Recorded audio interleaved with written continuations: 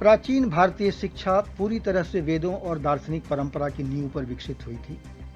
जीवन और संसार की क्षणभंगुरता के विचार, मृत्यु के सत्य की अवधारणा तथा भौतिक और सांसारिक सुखों की निरर्थकता ने उन्हें एक विशेष दृष्टि प्रदान की थी और संपूर्ण शैक्षणिक प्रणाली इन्हीं सिद्धांतों पर आधारित थी। इस प्रकार हमारी प्राचीन शिक्षा प्रणाली व्यक्ति और समाज की जरूरतों के संदर्भ में विकसित की गई थी। हालांकि बाद में बौद्ध धर्म और जैन धर्म के उत्पत्ति के उपरांत उनके विषय भी हमारे भारतीय शिक्षा प्रणाली के एक प्रमुख अंग बन गए। तो दोस्तों, आइए आज हम बात करेंगे अपने प्राचीन भारत के उन 7 महान विश्वविद्यालयों के बारे में जिसके जानने की आवश्यकता आज आप सबों की जरूर होगी।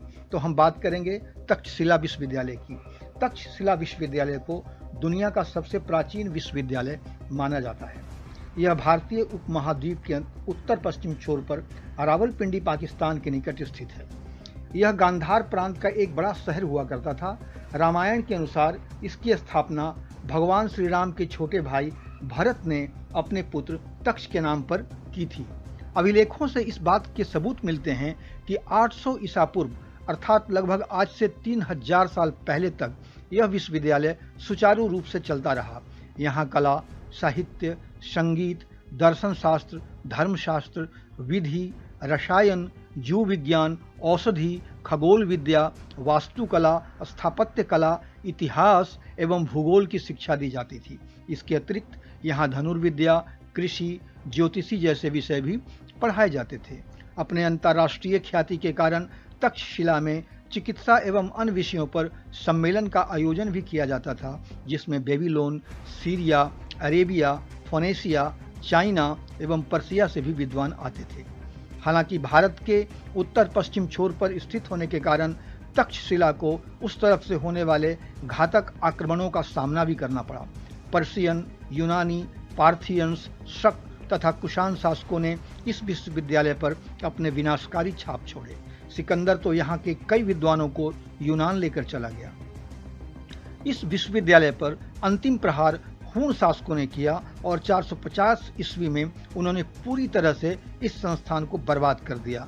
जब 603 ईस्वी में चीनी यात्री वेनसांग तक्षशिला पहुंचा, तब तक यह विश्वविद्यालय अपनी अंतर्राष्ट्रीय शान और प्रतिष्ठा खो चुका था। 427 ईस्वी से लेकर 1197 ईस्वी तक नालंदा विश्वविद्यालय शिक्षा का महान केंद्र था, जिसकी स्थापना गुप्त वंश के शासक कुमार गुप्त ने की थी। बिहार की राजधानी पटना से 40 मील दक्षिण तथा 7 मील राजगीर से उत्तर की ओर स्थित यह विश्वविद्यालय प्राचीन भारतीय विश्वविद्यालयों में सबसे श्रेष्ठ माना जाता था। पुरातात्विक खुदाइयों से यह पता चलता है कि यह विश्वविद्यालय 1 माइल लंबा तथा आधा माइल चौड़े क्षेत्रफल में विकसित था। महाविद्यालय में 7 बड़े बड़े हॉल थे और 300 के लगभग छोटे छोटे कमरे। इस विश्वविद्यालय का प्रमुख द्वार 36 फीट ऊंचा था। वेनसांग के यात्रा वृत्तांत के अनुसार 10,000 विद्यार्थी, जिसमें बौद्ध सन्यासियों की भी संख्या थी, पढ़ाई किया करते थे, शिक्षा ग्रहण करते थे। 1000 शिक्षक सूत्रों और शास्त्रों का अध्ययन अपने विद्यार्थियों को कराते थे। इस विश्वविद्यालय के 3 भवनों में 3 बड़े बड़े पुस्तकालय थे, जिनका नाम क्रमशः रत्न सागर, रत्नोदधि तथा रत्न रंजक था। हालांकि इस विश्वविद्यालय में महायान की शिक्षा भी दी जाती थी, परंतु हीनयान सहित अनेक धर्मनिरपेक्ष विषयों पर भी विद्यार्थियों की शिक्षा दी जाती थी, जिसमें वेद, हेतु विद्या, शब्द विद्या तथा आयुर्वेद की भी पढ़ाई होती थी। जैसा कि अन्य विश्वविद्यालयों के साथ हुआ, वैसा ही नालंदा विश्वविद्यालय के साथ भी हुआ। मुस्लिम आक्रमणकारियों ने इस संस्थान को बर्बाद करने में कोई कसर नहीं छोड़ी। आक्रमणकारी बख्तियार खलजी को जब पता चला कि इस विश्वविद्यालय में कुरान की प्रति नहीं है, तो उसने अपनी सेना को आदेश दिया कि इस विश्वविद्यालय को जला दिया जाए। उस वक्त बौद्ध भिक्षु भोजन करने की तैयारी में थे। पर्शियन इतिहासकार मीनहाज सिराज ने अपनी पुस्तक तबकाते नासरी में लिखा है कि हजारों बौद्ध भिक्षु जिंदा जला दिए गए, हजारों का सर कलम कर दिया गया, क्योंकि आतताई खिलजी की योजना तलवार के बल पर बौद्ध धर्म को समाप्त कर इस्लाम को स्थापित करने की थी। कहा जाता है कि पुस्तकालय महीनों तक जलता रहा। विक्रमशिला विश्वविद्यालय बिहार के भागलपुर जिले के कहलगांव के अंतिचक ग्राम में स्थित था। इसकी स्थापना राजा धर्मपाल के संरक्षण में एक बौद्ध भिक्षुक कमाल पाल के द्वारा की गई थी। इसका काल लगभग 770 ईस्वी से लेकर 810 ईस्वी तक था। अपने चरम पर यह विश्वविद्यालय नालंदा विश्वविद्यालय को टक्कर देती थी।